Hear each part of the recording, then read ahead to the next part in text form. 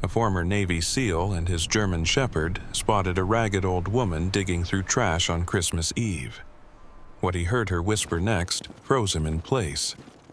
Ethan Cole thought it would be just another empty patrol until he realized she wasn't searching for herself, but for a grandson waiting alone in the freezing dark, and that boy might not survive the night.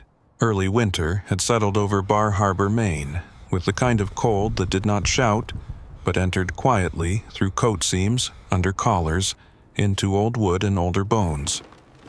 The harbor lay beneath a dim iron sky, and the sea moved with a patient heaviness, dark as hammered steel. Christmas lights had been strung along porches and storefronts on Main Street, but from a distance they looked less like celebration and more like tiny signals from people trying to keep the dark from growing too large. Ethan Cole noticed none of that beauty at first. Or rather, he noticed it the way a man notices weather on a mission. Useful, measurable, not meant to be felt. At 37, Ethan had the hard, controlled presence of a man who had spent too many years teaching his body to obey before his mind could hesitate. He was tall, broad-shouldered, and cut with the clean severity of someone once built for speed and violence, and now left with nowhere to spend that discipline. His face was sharply angled, all strong jaw and tired cheekbones, with a narrow white scar near his chin and the faint flattening of his nose from an old break that had healed more stubbornly than neatly. His hair, dark blonde and clipped short, had begun to grow in unevenly since his discharge, as though civilian life itself sat awkwardly on him. His eyes were the part people remembered if they met him more than once. Clear, gray-blue, watchful, not cold by nature but practiced into distance. Before grief, Ethan had been the kind of man who laughed with his whole face, who listened more than he spoke, who made other people feel steadier simply by standing near them. After grief, he became polite, useful, and unreachable. War had sharpened him. Loss had hollowed him. Beside him moved Ranger, a 7-year-old German Shepherd with a deep chest, powerful shoulders, and a coat the color of wet cedar and black smoke. Ranger was not showy in the way some dogs were. He carried himself with the contained intelligence of an animal who had learned commands under pressure and chosen loyalty after that pressure passed. His ears remained upright and responsive, his amber-brown eyes alert but never wild, and the dark saddle across his back gave him the look of a creature half-shadow even in daylight. He had survived dust, gunfire, desert heat, and the low human madness that comes when too many men are afraid at once. More importantly, he had survived Ethan's silence after they came home. If Ethan was the blade left in the drawer, Ranger was the hand that still remembered how to keep it from rusting. Ethan had been back in Bar Harbor for only a short time, though already the town had started treating him the way small towns treat men with tragedy stitched too tightly into them, with kindness from a distance. He rented a weather-beaten cottage at the edge of town, close enough to hear the sea at night and far enough that no one saw his lights turn on at odd hours. The place had once belonged to a lobsterman who died in Florida, and it still smelled faintly of salt, rope, and cedar polish. Ethan had added almost nothing to it. A duffel bag, boots near the door, a few folded shirts, Ranger's water bowl, a framed photograph he kept face down in a drawer because looking at it hurt and not looking at it hurt differently. The woman in the photograph was Hannah Cole, his wife. She had been 33 when she died, with chestnut hair that curled at the ends no matter what weather or brush did to it, warm brown eyes, and the kind of smile that arrived slowly, like sunlight climbing the wall of a room. Hannah had been slim without fragility. Strong in quiet, domestic ways people often failed to admire properly until they were gone.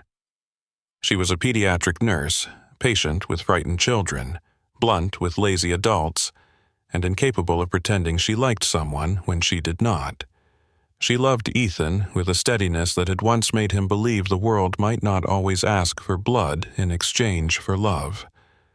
Then a rain-slick highway, a truck whose driver never braked in time, and one phone call while Ethan was still overseas had torn the floor from under everything. Hannah died before he could say goodbye. Their unborn daughter died with her. Ethan came home decorated, saluted, and emptied. Since then, sleep had turned into a negotiation he usually lost. He would lie down, close his eyes, and feel his mind begin its old patrols. Check the windows, track the sounds, measure the distance between one breath and the next. Watch for impact. Some nights memories came dressed as missions. The smell of metal, dust in his teeth, the crackle in his comms, the impossible arithmetic of choosing whom to save first. Other nights, the memory was simpler and crueler. Hannah laughing in their kitchen, one hand resting on the curve of a life that never arrived. On those nights, Ethan rose without cursing, put on his coat, clipped Ranger's leash more from habit than need, and walked. The harbor had become his sleepless country. He knew which docks complained loudest in the wind, which buoys knocked hollow notes against one another, which gulls still screamed at the black water as if offended by winter itself. He knew where old Mr. Bell kept his lobster crates stacked too close to the road, and where the bakery dumpster smelled faintly of cinnamon even after midnight. He knew how to scan alley mouths and parking lots without seeming to turn his head. He knew that Ranger always walked half a step ahead, just enough to suggest guidance without insult. Sometimes the dog glanced back, and Ethan had the irrational feeling that he was being counted, as if Ranger needed to confirm his handler had not quietly disappeared into one of those invisible pits grief opens beneath a man's feet. There were a few people left in town who knew him from before he enlisted. Mrs. Doherty at the hardware store had recognized him instantly and pretended not to notice how he flinched at casual questions. She was a round, silver-haired widow in her 60s with soft cardigans and a gaze sharp enough to cut through excuses. She pressed a free pair of wool gloves into his hand on his second visit and told him Maine winters had no respect for male pride. Ethan thanked her and almost smiled. Pastor Ben Wilkes from the small clapboard church had also stopped him once on the sidewalk. Ben was a tall black man in his early 50s with a calm baritone and patient eyes, the kind of eyes that did not chase pain but did not step aside from it either. He asked Ethan if he wanted coffee sometime. Ethan said maybe. Men like him had built entire internal fortresses out of that word. He did not dislike people. That was the strange thing. He simply no longer knew how to stand among them without feeling as though he had brought weather in with him. So he worked odd jobs when he could find them, kept his answers short, and let the town imagine healing was a slower version of endurance. Only Ranger saw the truth. The dog watched Ethan's shoulders tighten at sudden sounds. He pressed against Ethan's leg during the worst nights, not clingy, just present. Once, in the cottage, Ethan had woken from a dream with his fists up and breath sawing through his chest, and Ranger had placed one heavy paw against his knee like a soldier reminding another soldier what country he was in. On the days Ethan could not stomach breakfast, Ranger sat by the counter until he at least drank coffee. On the evenings, when the sunset painted the harbor in the exact bruised orange of some Middle Eastern dawn, Ranger stood close enough that Ethan's hand, by instinct, could find the thick fur at his neck. If love after loss had any shape left in Ethan's life, it had 4 legs and old command training. As Christmas drew near, the town brightened in all the expected ways. Wreaths on doors, carolers outside the inn, children dragging parents toward toy shop windows glowing gold. Ethan passed through that cheer like a ghost with good manners. He bought nothing except extra dog food and a can of stew. The thought of holidays now seemed designed for other species, people with full tables and arguments over pie and someone to complain about driving in the snow. Yet he kept walking each night, because movement felt safer than memory. The air sharpened. The wind coming off Frenchman Bay turned meaner, salt-edged and thin as wire. On Christmas Eve, darkness settled early, and by the time Ethan reached the lower stretch of Harbor Lane, the streets had quieted to that strange holiday hush when even lonely places seemed to hold their breath. The shops were dark.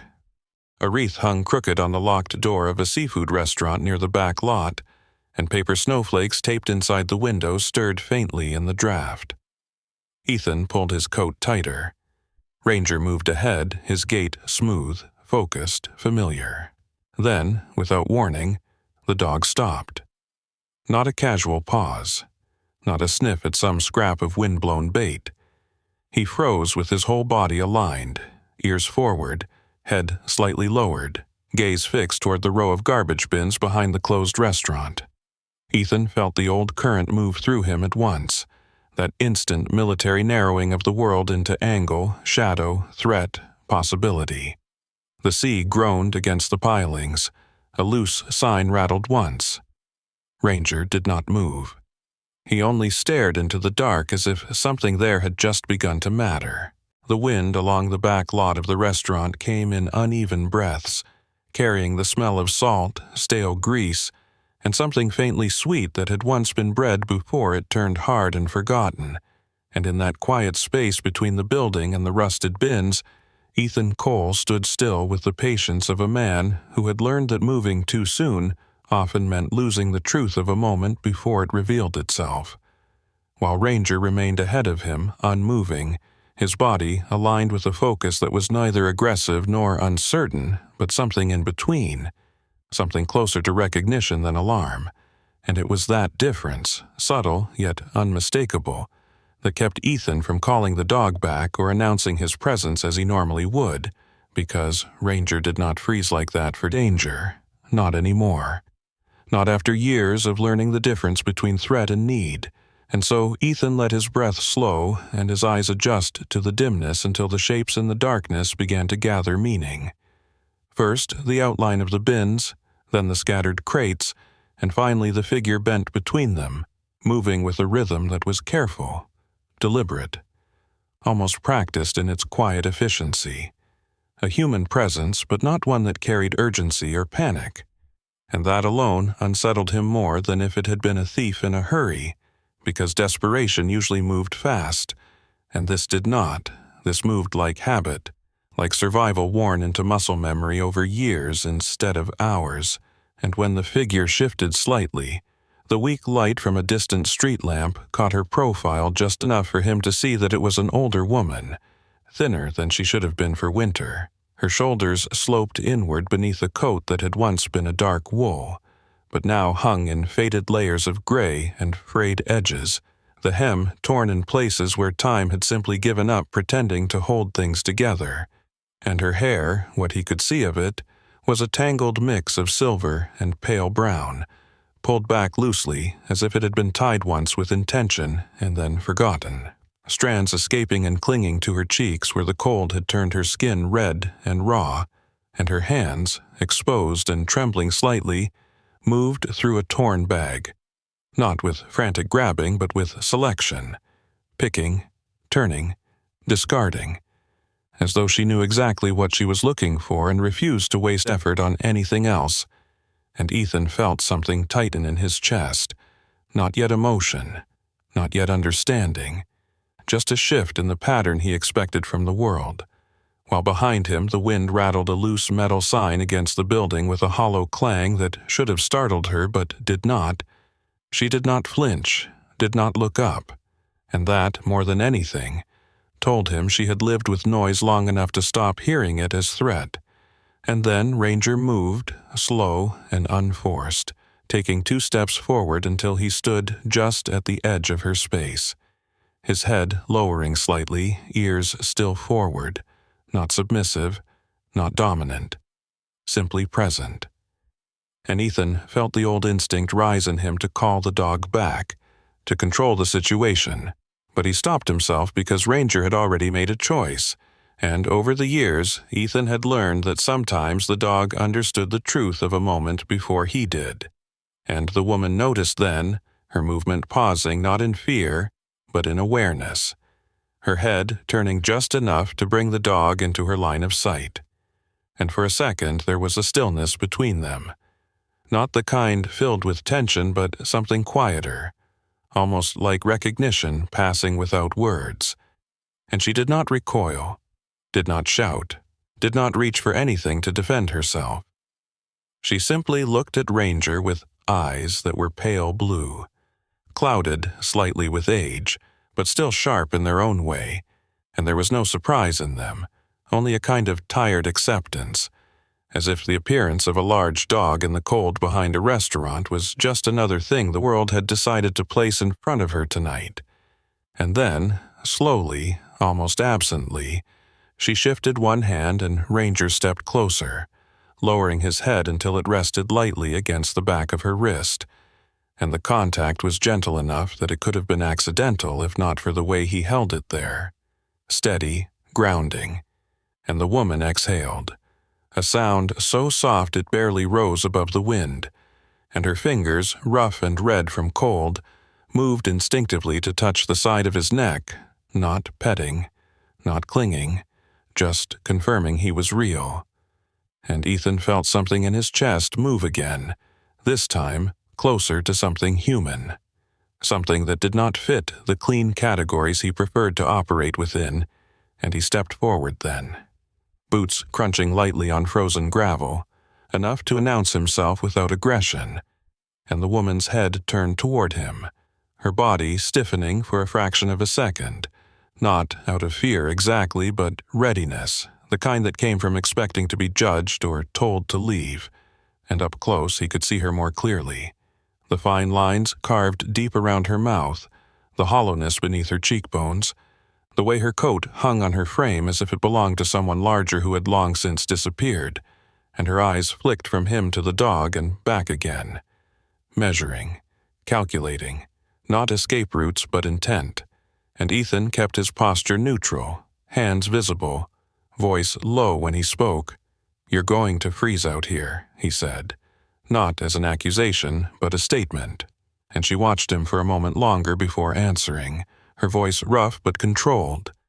"Not tonight," she said, and there was no defiance in it, only certainty, and she turned back to the bag, continuing her careful search as if the conversation had already ended, and Ethan hesitated, unused to being dismissed so simply, and yet something in her tone told him pushing harder would only close whatever fragile openness had allowed this moment to exist.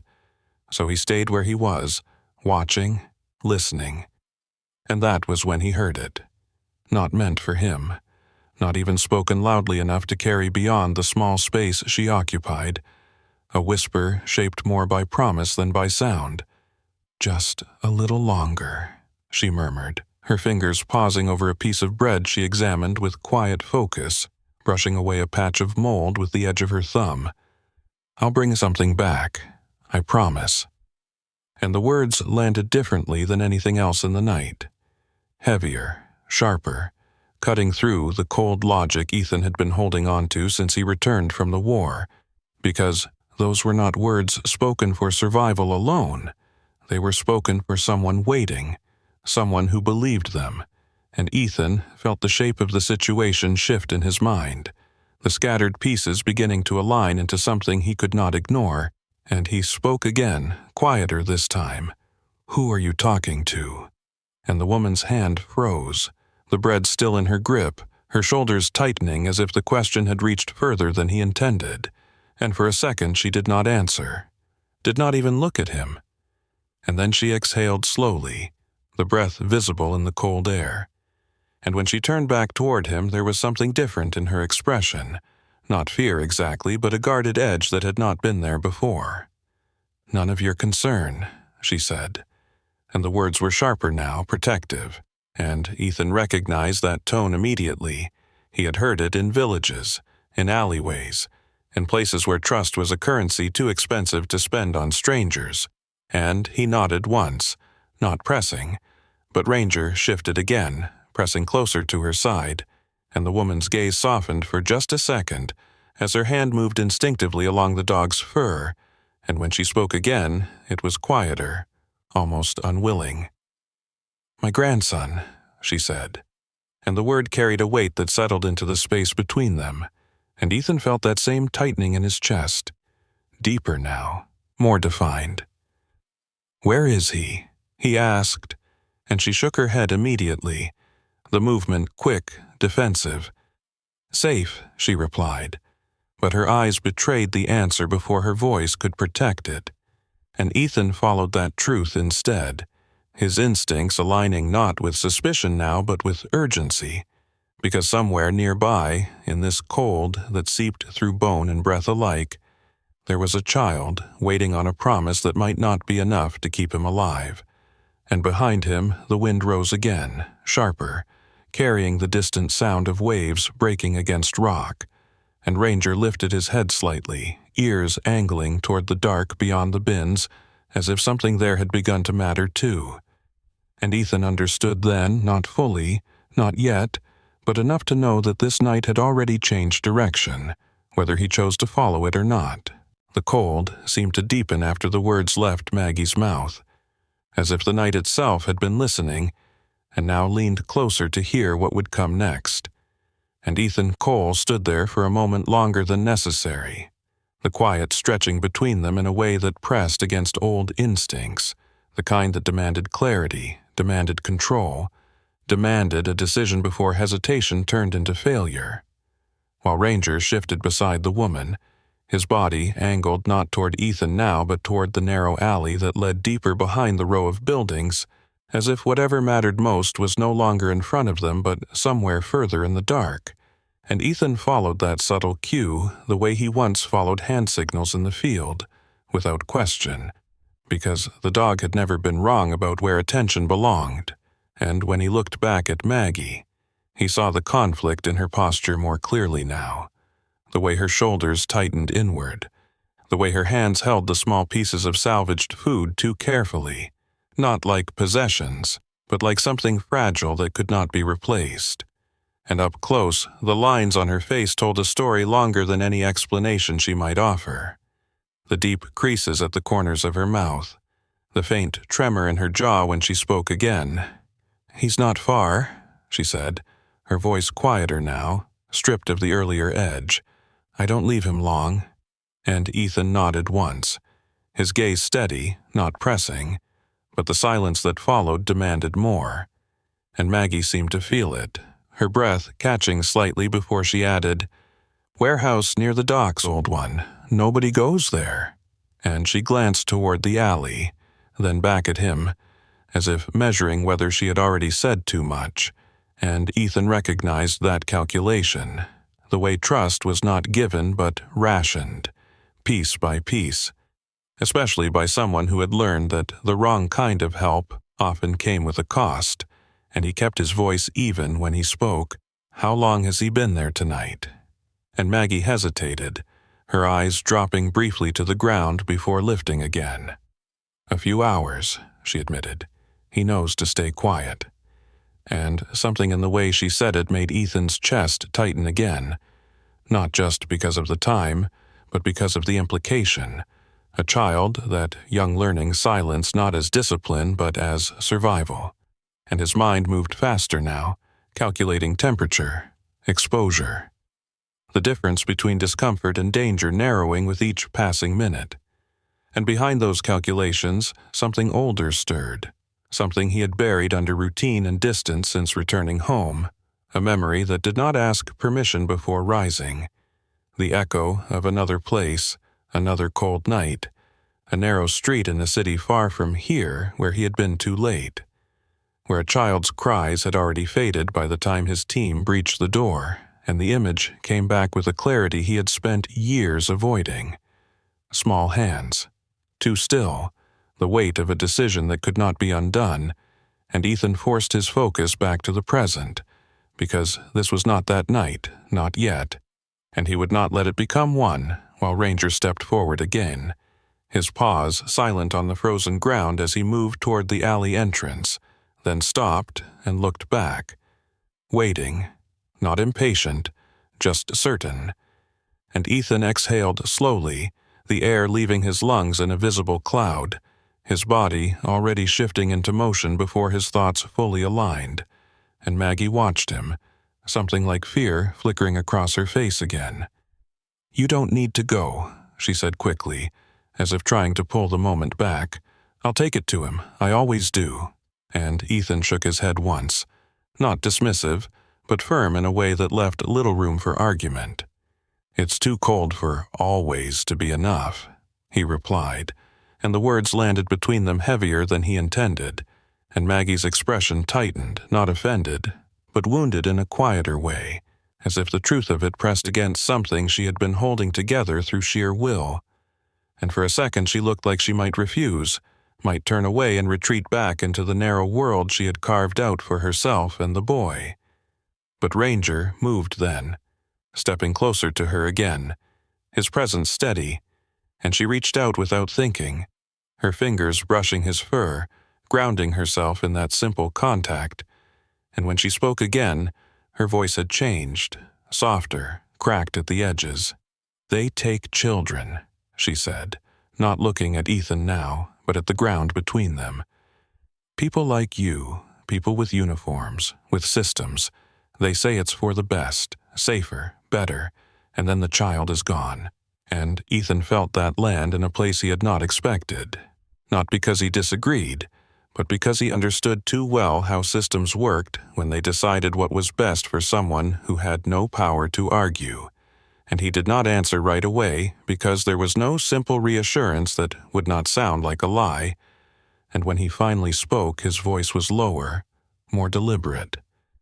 "I'm not here to take him," he said, and Maggie looked up at him then, searching his face for something she could not name, and Ethan held her gaze without flinching, because this was the moment where trust either began or ended, and he added, "I just need to see he's okay." And the words were not a promise of outcome, only of intent. But sometimes that was the only kind that mattered, and Maggie stood there for a long second, the wind moving around them, carrying the distant crash of waves and the faint hum of a car passing somewhere beyond the main road. And then she nodded, once, small but decisive, and lifted her hand to point down the alley. "Second turn, broken fence, doors off the hinges," she said, her voice steadier now, as if giving directions was easier than giving trust. And Ethan followed the line of her gesture into the darkness, his senses sharpening automatically, mapping the space before he entered it, while Ranger moved ahead, already aligned with the path, and Ethan took a step forward, then another, the gravel crunching softly under his boots. And behind him Maggie did not follow at first, her body rooted in place by something deeper than fear, perhaps by the knowledge that once this line was crossed, whatever fragile balance she had maintained would not remain the same, and Ethan paused just long enough to glance back, not urging, not questioning, just acknowledging her presence in the moment, and she drew in a breath, tightened her grip on the small bundle of food, and stepped after him, slower, more hesitant, but moving nonetheless. And as they entered the alley, the world seemed to narrow, the light from the street fading until only shadow remained, and Ethan felt that familiar shift inside him, the one that turned uncertainty into focus, turned fear into direction, and for the first time since he had come home, that focus was not tied to orders or survival alone, but to something else, something he had almost forgotten how to carry. And as they moved deeper, the wind dropped, replaced by a stillness that made every sound more distinct, the scrape of fabric, the faint drip of water somewhere unseen, and then, barely audible, something else. A small, uneven sound that did not belong to the night, and Ethan stopped, his entire body tightening as he listened, and there it was again, a weak, controlled breath followed by the faintest hint of a whimper, the kind a child makes when they are trying not to make noise, because noise has consequences. And something inside Ethan settled in that moment. Not calm, not relief, but certainty, the kind that leaves no room for stepping back, and he spoke without looking away from the darkness ahead, his voice steady, stripped of hesitation. "I'm going to see him." And this time it was not a question or an offer, it was a decision, one that closed the distance between what he had been and what he might still become. The deeper they moved into the narrow stretch behind the docks, the more the world seemed to fall away, as if the town itself had chosen not to witness what existed in its forgotten corners. And Ethan Cole felt the shift immediately, the way sound dulled and space tightened, the way every movement carried weight again, not as memory, but as reality. While Ranger advanced ahead with quiet precision, his paws landing without sound on the frozen ground, his body lowered just enough to signal focus without alarm, and Ethan followed close behind, his breathing controlled, his senses narrowing into the kind of clarity he had not felt since before he left the war behind, though this time there was no team at his back, no radio in his ear, only the faint, fragile sound ahead that guided him forward like a thread through darkness.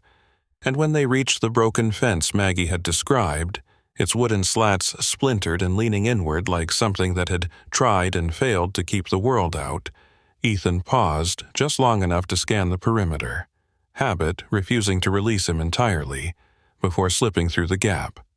Ranger already inside, his head angled toward the shadow of a structure that barely held its shape against the night. An old warehouse, its roof sagging in places, its outer walls warped and cracked from years of salt air and neglect. The door hanging crooked on one hinge, shifting slightly with each push of wind like a breath that never quite settled. And behind him, Maggie stopped at the edge of the fence, her figure small against the dark, her coat pulled tighter around her thin frame, and Ethan glanced back briefly, not to question, but to acknowledge, and she shook her head before he could speak, a small, rigid movement. "I'll stay here," she said, her voice barely steady, and there was something in it that went beyond fear, something rooted deeper, as if stepping inside would force her to face a possibility she had spent too long holding at a distance. And Ethan understood that without needing further explanation, because he had seen that kind of hesitation before, not in combat, but in quieter moments, when people stood on the edge of truth and could not yet bring themselves to look directly at it. So he nodded once, not insisting, and turned back toward the building, his focus narrowing again, while Ranger slipped through the doorway without hesitation, disappearing into the dark interior as if drawn by something only he could fully sense, and Ethan followed, stepping inside with controlled movement, his eyes adjusting to the dimness that settled heavier here than outside, the air colder in a different way, still and damp, carrying the smell of old wood, rust, and something faintly sour that lingered from long abandonment. And for a moment there was nothing but silence, the kind that pressed against the ears, and then he heard it again, clearer now, a small, uneven breath, followed by a weak, almost swallowed sound, and Ethan's chest tightened, not in panic, but in recognition, and he moved toward it slowly, deliberately, each step placed with care as his gaze swept the space, taking in the broken crates, the scattered debris, the way the floor dipped slightly toward one corner where the shadows gathered thicker. And that was where Ranger had gone, already positioned beside a small shape curled tightly against the wall, and when Ethan reached them, the sight fixed itself in his mind with a clarity that did not allow distance. A boy, no more than 6, thin in a way that spoke of more than a missed meal or two, his body drawn inward, knees pulled close to his chest beneath a worn blanket that offered little more than the illusion of warmth. His dark hair matted slightly against his forehead, his skin pale beneath the dirt and cold, lips tinged faintly blue, and his hands clenched tightly against his sides as if holding himself together through sheer effort, and Ranger had already lowered himself beside him, his body curved just enough to shield the boy from the worst of the cold. His thick fur pressed against the child's side, radiating heat in a steady, quiet way that required no command, and Ethan knelt then, the movement instinctive, his gloved hand reaching out slowly, not to startle, not to rush, but to confirm what he already knew, and when his fingers brushed the boy's arm, the cold of it traveled through the fabric, sharp and immediate, and he exhaled slowly, steadying himself as his mind shifted into action, because this was no longer a question of whether to help, but how quickly he could move without causing harm. And the boy stirred slightly at the touch, his eyelids fluttering open just enough to reveal eyes that were dark and unfocused at first, then slowly anchoring on Ethan's silhouette. And for a second there was confusion there, the kind that comes from waking in the wrong place, and then something else. A flicker of fear that did not fully take hold because Ranger was already there, the dog's presence grounding the moment in a way Ethan could not replicate. And the boy's hand moved weakly, fingers brushing against the dog's fur, gripping lightly as if that alone could keep him tethered. And Ethan spoke then, his voice lower than before, softer in a way that felt unfamiliar even to him. "Hey," he said quietly, "you hear me?" And the boy's lips parted slightly, his voice barely more than a breath when it came. "Grandma." And the word hit something inside Ethan that he did not have time to examine, and he answered immediately, steady, certain. "She's right outside," he said. "She's here." And the boy's body relaxed just a fraction, enough for Ethan to see the shift, and behind him, through the broken doorway, he could sense Maggie's presence without needing to turn, her figure still at the threshold of the world she feared to enter. And for a moment, Ethan understood her more clearly than he had before, not as someone careless, but as someone who had learned that sometimes looking directly at what you might lose made it more real, more possible. And he felt that understanding settle into something heavier, something that did not excuse the situation but explained it, and he shifted his position carefully, one arm sliding beneath the boy's shoulders, the other beneath his knees, testing the weight, feeling how little there was, how easily the child lifted, and the boy let out a weak sound, his body tensing briefly before settling again against the warmth, and Ethan spoke quietly as he moved, "I've got you." And the words were not just for the boy, but for himself as well, a statement that this time would not end the same way as the memory that still lingered at the edges of his mind. And Ranger rose immediately, staying close as Ethan stood, the dog's eyes fixed on the boy with a focus that bordered on vigilance, as if the mission had already been defined without being spoken. And Ethan turned toward the doorway, stepping carefully across the uneven floor, and when he reached the threshold, Maggie stepped back instinctively, her hands rising slightly as if unsure whether to reach out or hold still, and when she saw the boy fully, her breath broke, a sharp, uneven sound that carried more relief than fear.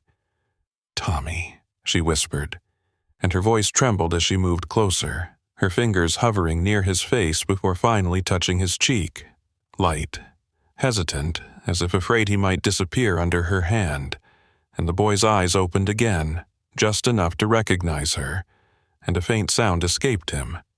Not quite a word, but enough, and Maggie closed her eyes briefly, the tension in her shoulders releasing in a way that told Ethan this moment had been held at bay for longer than either of them wanted to admit, and he did not interrupt, did not rush them, but the cold pressed in again, a reminder that time did not pause for emotion, and he shifted his grip slightly, securing the boy closer against his chest, and when he spoke, his voice carried that same quiet certainty it had earlier.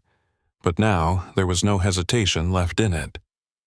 "We're leaving," he said, and the words were simple, direct, leaving no room for doubt or delay, and Maggie looked up at him, something in her expression changing as she nodded once, firmly this time, as if the decision had already been made long before he spoke it, and Ethan stepped forward, carrying the boy out into the cold night, the path ahead no longer uncertain, because some choices once made did not allow a return to who you were before. The wind followed them part of the way back, less like an enemy now and more like something unwilling to release its claim, slipping through alleys and around corners as Ethan Cole moved quickly but with control, Tommy held close against his chest, the boy's light weight unsettling in ways Ethan did not let himself fully process, while Ranger stayed tight at his side, occasionally glancing up at the child as if checking for signs of fading. And behind them, Maggie kept pace with surprising determination for someone her age, her breathing uneven but steady enough to hold her forward, her eyes fixed not on the path, but on the boy in Ethan's arms, as if each step was measured against the simple fact that he was still there, still breathing, still within reach. And when they reached the small cottage near the edge of town, the structure looked even more fragile under the night sky than it had when Ethan first rented it. A single-story building with weathered cedar siding and a narrow porch that leaned slightly to one side, the windows dark except for the faint reflection of distant streetlights, and Ethan pushed the door open with his shoulder, stepping inside without slowing, his movements shifting immediately from transit to action, the way they had once done in places where time was measured in seconds rather than minutes, and the cold inside the house felt different from outside, less biting but more invasive, settled into the walls and floorboards as if it had been waiting for a reason to leave, and Ethan crossed the room quickly, clearing space on the worn couch with one motion while lowering Tommy down carefully, supporting his head and shoulders so the boy did not jolt awake too sharply. And Ranger was there before he finished, circling once before lying close, his body pressed near enough to share warmth without crowding, his head resting lightly against Tommy's side as if anchoring him in place. And Maggie stepped inside a moment later, stopping just past the threshold as if unsure how far she was allowed to go, her posture tense again, her gaze flicking briefly around the room before settling back on the boy. And in the dim light, Ethan could see her more clearly now. The sharp lines of her face softened slightly by relief, but still marked by exhaustion, her coat hanging loosely from her shoulders, her hands trembling not just from cold, but from the sudden shift in surroundings, the unfamiliar stillness of a place that was not survival but shelter. And Ethan moved toward the small cast-iron stove in the corner, his hands already reaching for the stack of split wood he had left there earlier, striking a match with practiced efficiency and feeding the flame until it caught, the fire building slowly at first, then stronger, pushing back the cold in a steady, growing presence that filled the room with a low, comforting crackle. And for a moment he stood there, watching it, not because he needed to, but because something about the act of creating warmth felt unfamiliar, like a skill he had once known and forgotten how to use. And behind him he heard Maggie's voice, softer now. "He'll be okay," she said, not as a question, but as something she needed to believe. And Ethan turned, meeting her gaze with a steadiness that did not promise certainty but did not deny it either. "He's cold, not gone," he replied, and the words settled into the space between them, simple, grounded, enough. And Maggie nodded once, moving closer to the couch, her hand brushing lightly over Tommy's hair, her touch careful, almost reverent, as if each contact confirmed his presence anew. And Ethan moved to the small kitchen area, opening a cabinet and pulling out a can of soup, then another, his movements deliberate, efficient, filling a pot with water and setting it over the stove, the quiet rhythm of preparation replacing the urgency of the last hour. And as the heat began to spread, the room shifted, the cold receding inch by inch, the shadows softening, and Tommy stirred, a faint movement beneath the blanket, his hand shifting instinctively until it found Ranger's fur again, gripping lightly. And the dog did not move, did not pull away, simply remained, a steady presence that asked for nothing and gave everything it could, and Ethan watched that for a second longer than necessary.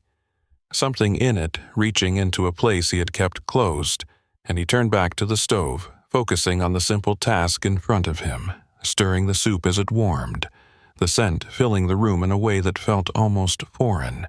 And Maggie stood near the couch, her eyes never fully leaving the boy, but her attention flickering occasionally toward the door, toward the windows, toward any possible exit, her body still holding on to the instinct to leave before being forced out. And Ethan noticed that without comment, understanding it without needing explanation, because some habits did not fade just because circumstances changed, and when the soup was ready, he carried it over carefully, setting it on the small table beside the couch, waiting until it cooled enough before lifting the spoon, his movements slower now, more deliberate. and Tommy's eyes opened slightly, unfocused at first, then settling on the shape of the room, the firelight, the figures around him, and for a moment there was confusion there, followed by something softer, recognition not of place, but of safety, and Ethan lowered the spoon gently. "Small sips," he said quietly, and the boy nodded weakly, his hand never leaving Ranger as he took the spoon, his movements careful, as if he had learned not to waste anything offered to him. And Maggie watched closely, her breath steadying with each swallow, her shoulders lowering slightly as the tension eased, not gone, but less immediate, and the room settled into a quieter rhythm, the fire crackling, the wind outside muffled by walls that now held something more than emptiness. And Ethan leaned back slightly against the counter, his gaze moving between them without meaning to, the image fixing itself in his mind in a way that felt both unfamiliar and unavoidable. And for the first time since he had returned, the house did not feel like a place he passed through, but something that might hold more than silence.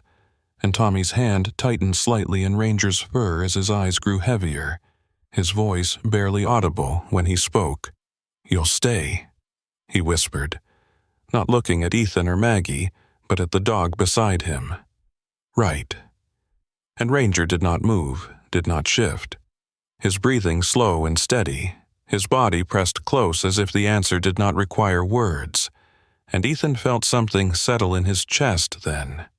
Not resolution, not yet, but the beginning of something that did not push him away from the moment, and he did not interrupt, did not add anything to it, because some things did not need to be said to become real.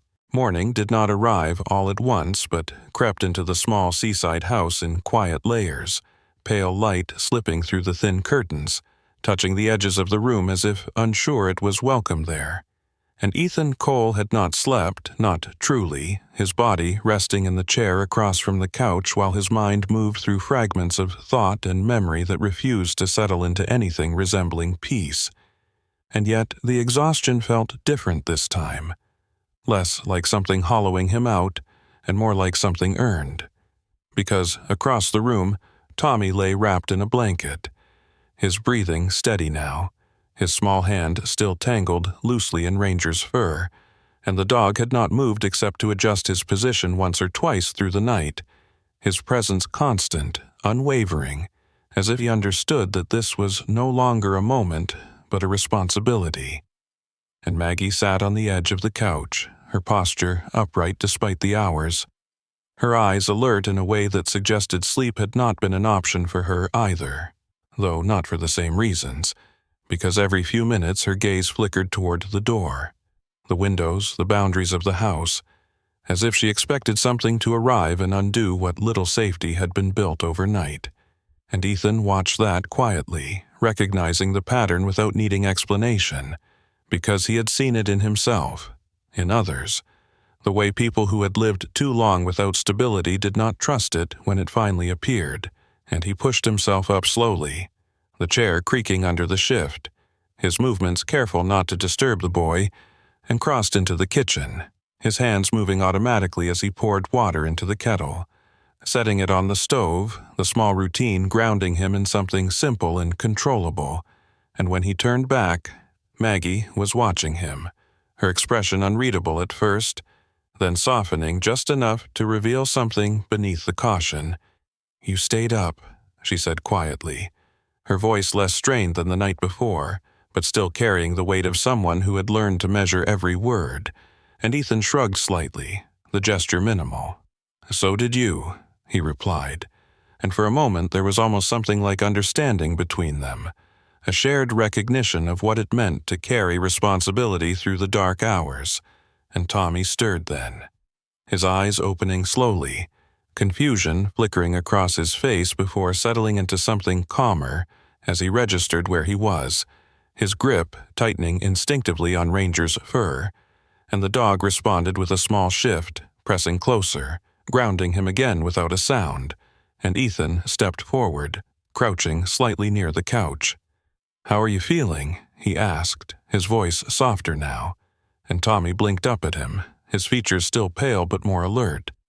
"Warm," he said after a moment, his voice quiet but steadier than before. And Ethan nodded once, that single word carrying more weight than the boy realized, because warmth meant time, and time meant options. And Maggie reached out then, brushing her fingers through Tommy's hair, her touch gentler now, less tentative, as if she was beginning to believe this moment might hold. And Ethan stood, moving back toward the kitchen as the kettle began to hum softly. And for a while the house settled into a fragile rhythm, the kind that could break if handled too roughly. And it was Maggie who broke it first, not with noise, but with words that seemed to rise out of necessity rather than choice. "We can't stay," she said, her gaze fixed not on Ethan, but on the floor in front of her. And Ethan paused, his hand resting on the counter, not surprised, because part of him had expected it. "Why not?" he asked, not challenging, just asking. And Maggie exhaled slowly, her shoulders tightening again. "Because this isn't ours," she said. And then, after a pause, "And because if someone sees us here, asks questions, it leads to papers, records, things I don't have anymore." And Ethan turned to face her fully then, his expression steady. "Then we fix that," he said, and the simplicity of it made her look up, confusion crossing her face before skepticism followed. "It's not that easy," she replied, and Ethan nodded slightly, acknowledging the truth in that without surrendering to it. "No," he said, "but it's possible." And she studied him for a long moment, as if trying to decide whether he understood the weight of what he was suggesting, and then something in her shifted, not trust exactly, but a willingness to speak. "My son," she began, her voice quieter now, as if the words themselves carried risk. "He wasn't always like that." And Ethan did not interrupt, did not fill the silence, just listened, because he knew some stories only came out when given space. "He worked on boats, like his father," she continued, "strong, steady, good with his hands, but then the pills came, after an injury, and it didn't stop." And her jaw tightened slightly, the memory pressing through. "I tried to help him, sold what I could, kept the house as long as I could, but debts don't wait for you to fix things." And she shook her head once, the motion small but final. "When he died, there was nothing left but Tommy, and no one else wanted him, not really." And Ethan felt that settle into him, not as pity, but as understanding. The shape of a life worn down piece by piece until only one purpose remained, and Maggie looked at Tommy then, her expression softening in a way that erased years from her face for just a moment. "He's all I have," she said, and the words were simple, but they held everything. And Ethan glanced away briefly, his gaze catching on the edge of the counter where the photograph in the drawer sat unseen but not unfelt, and something in him shifted, a memory rising not with force but with quiet persistence. Hannah standing in their kitchen, laughing at something small, something he could not even remember now, except for the way it had made the world feel lighter, and he swallowed once, the motion subtle, before reaching for his phone, the decision forming before he could talk himself out of it, and when he scrolled through his contacts his thumb hesitated only once before stopping on a name he had not used in years, Daniel Brooks, and he pressed call, holding the phone to his ear as the line rang, and across the room Maggie watched him, her expression tightening again, not understanding yet what he was doing, only sensing that something was changing. And when the call connected, the voice on the other end came through, rough with sleep, but sharp with recognition. "Cole," Daniel said, and even through the line his presence was clear, a man in his late 30s with a lean build and dark hair always slightly out of place. His jaw lined with stubble, he rarely bothered to shave clean, his eyes known for missing very little. A defense attorney now, but once someone who had stood beside Ethan in a different kind of fight. "Didn't expect to hear from you," and Ethan exhaled lightly. "I need help," he said. and the words felt heavier than they should have because they required something he had avoided for a long time. And there was a pause on the other end, not confusion, but calculation. "What kind?" Daniel asked, and Ethan glanced briefly toward Maggie and Tommy before answering. "Legal," he said simply, and that was enough to shift the tone of the conversation entirely. And as he began to explain, not every detail, but enough, Maggie's gaze remained fixed on him, her expression caught somewhere between fear and something more fragile, something she did not trust herself to name.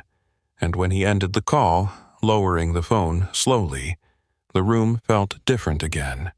Not warmer, not safer yet, but moving in a direction that had not existed before. And Maggie spoke then, her voice low, almost hesitant. "Why are you doing this?" she asked. And Ethan met her gaze, holding it steady, and for a moment he did not answer, because the truth of it was not simple, not clean. But when he did speak, his voice carried a weight that did not leave room for doubt. "Because there was someone I didn't save," he said, "and I'm not letting that happen again." And the words settled into the space between them, final in a way that neither of them could undo. The courthouse in Hancock County stood with a quiet authority that did not need to announce itself, its pale stone exterior worn smooth by decades of wind and weather, its steps wide and cold beneath a sky that held no promise of warmth. And Ethan Cole paused at the base of those steps for a fraction longer than necessary, not out of hesitation, but because something in him recognized this place as a different kind of battlefield, one where strength was measured not in force but in restraint, where decisions carried weight that could not be undone with action alone. And beside him, Maggie Doyle stood with her coat pulled tight around her thin frame, her posture straight in a way that suggested determination rather than comfort. Her silver-streaked hair tied back more carefully than before, as if she had tried to present herself as something more than the woman who had once searched through trash in the cold, and yet the lines on her face, the deep creases formed by years of struggle, remained, honest and unhidden, while Tommy stood between them, smaller than the space seemed to allow, his hand resting instinctively against Ranger's thick fur. The boy's dark hair brushed but still uneven, his eyes clearer now but still carrying the quiet awareness of someone who had learned too early how fragile safety could be. And Ranger stood steady, his posture alert but calm, his presence grounding the small group in a way that required no explanation. And Daniel Brooks waited at the top of the steps, one hand tucked into the pocket of his coat, the other holding a thin file, his sharp features set in concentration, his dark eyes scanning the approach with the practiced awareness of a man who had spent years reading situations before they fully revealed themselves. His hair slightly disheveled as always, his stubble uneven along his jaw, giving him the look of someone who had chosen function over appearance long ago. And when Ethan and the others reached him, Daniel gave a brief nod, not warm, not distant, simply acknowledging that the moment had arrived. "We're as ready as we can be," he said, his voice low but steady, and Maggie looked at him, something like uncertainty flickering in her gaze. "Is that enough?" she asked, and Daniel did not soften his answer, because men like him understood that false reassurance helped no one. "It has to be," he replied, and then he turned toward the doors, pushing them open as if there were no other option but forward, and inside the air felt heavier, quieter, the kind of silence that came not from peace but from expectation. And they moved through the hallway together, past others waiting on benches, some with guarded expressions, some with tired resignation, each carrying their own version of a story that had led them here. And when they entered the courtroom, the space itself seemed to settle around them, the high ceiling, the rows of wooden benches, the raised bench where the judge would soon sit, all of it designed to remind those inside that this was a place where outcomes were decided, not requested. And Ethan stood when instructed, his posture straight, his presence controlled in the way it had always been, But beneath that control, something had shifted. Because this was not about following orders or completing a mission. It was about choosing to stand where he might once have walked away. And when Judge Eleanor Whitaker entered, the room rose with a quiet uniformity, her presence commanding not through volume but through precision. A woman in her late 50s with sharp, intelligent eyes and a posture that reflected years of experience weighing truths that rarely came clean. Her gray hair pulled back neatly, her expression composed but not cold, the kind of authority that listened before it decided. And when the proceedings began, Daniel moved first, presenting the case with a clarity that stripped away unnecessary detail, focusing on what mattered: the condition in which Tommy had been found, the efforts made to stabilize him, the willingness of Ethan to provide support. And as he spoke, Maggie sat still, her hands clasped tightly in her lap, her gaze fixed forward as if looking anywhere else might cause the moment to break. And when it was her turn, she stood slowly, her voice unsteady at first but strengthening as she continued, speaking not with polished words but with honesty, explaining her past, her son, the loss that had led her here, and the fear that had shaped every decision she had made since. And the room listened, not with sympathy, but with attention, because truth, when spoken without defense, carried its own weight. And Ethan watched her, recognizing the courage it took to stand there, to expose what had been hidden. And when he was called, he stepped forward without hesitation, his voice steady, his words direct, not trying to impress, not trying to persuade beyond what was real. "I found them," he said, "and I made a choice." And he did not elaborate further than necessary because the meaning of that choice was already evident in the fact that they were standing here together. And then the question came, directed not at the adults, but at the smallest presence in the room, and Tommy shifted slightly, his hand tightening in Ranger's fur as he was asked, gently but clearly, "Who do you feel safe with?"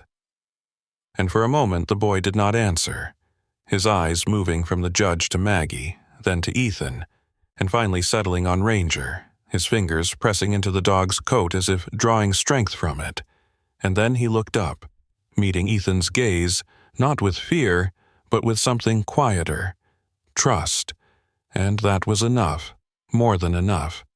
And when the judge leaned forward slightly, her decision forming in the stillness that followed, her voice carried across the room with a calm authority that left no room for misunderstanding. "Given the circumstances and the evidence presented," she said, "the court grants conditional custody to Margaret Doyle, with supervised review to ensure continued stability." And Maggie's breath caught, her shoulders lowering as if a weight she had carried for years had finally been set down.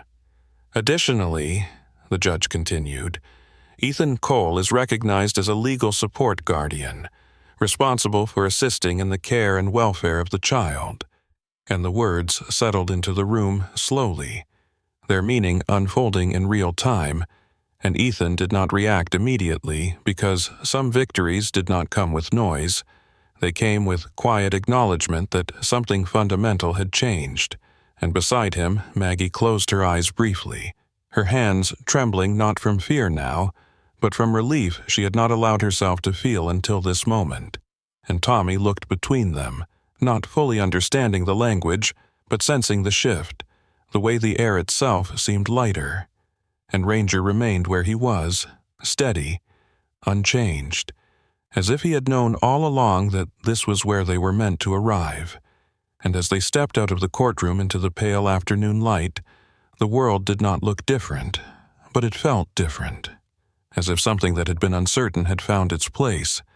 And for the first time since that night behind the restaurant, there was no question about what came next, only the quiet realization that they would face it together. Spring did not arrive with sudden color, but unfolded slowly along the coast of Bar Harbor, the snow retreating in uneven patches, the air softening just enough to carry the scent of salt and thawing earth, and the small seaside house that had once held only silence now carried the quiet rhythm of something steadier, something built over time rather than forced into place. And Ethan Cole stood at the edge of the porch one morning, watching the light settle across the water. His posture relaxed in a way that would have seemed unfamiliar months ago. His shoulders no longer held tight against a world he no longer trusted. And behind him, the screen door creaked open as Tommy stepped out.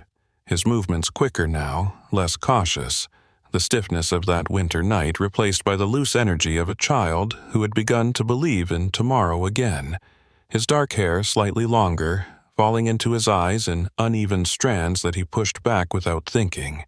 His face carrying more color, more life, and Ranger followed close behind, slower than before, his steps measured but steady, the subtle signs of age beginning to show in the stiffness of his joints and the slight graying along his muzzle.